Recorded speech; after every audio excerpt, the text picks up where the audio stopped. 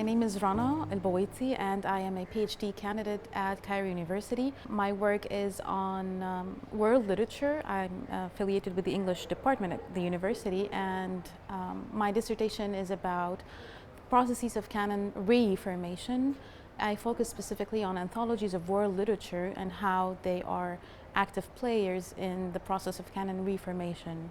Well, it's been wonderful so far, I have to say, because I'm nearing the end of my dissertation. I'm expected to defend in a few months, and I think that this is exactly what I needed at this point in time, having already finished most of the writing process, but still, the pre-defense stage. And I think it's a wonderful opportunity for me because I've been very much immersed in literature and in literary spheres. And this workshop brings together a number of scholars across different fields in the humanities.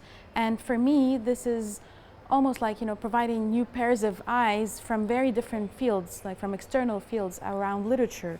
And so everybody's feedback to my work has been very useful, and I really look forward to seeing how I can use their comments and use their feedback, not just in my current research, but also in future research as well, because this is what I hope to do. This is what I also hope to take from the workshop. The reason why I applied to the workshop is that I think, first of all, that it's one of the very few workshops that I have come across in the Arab world that really cater to the humanities.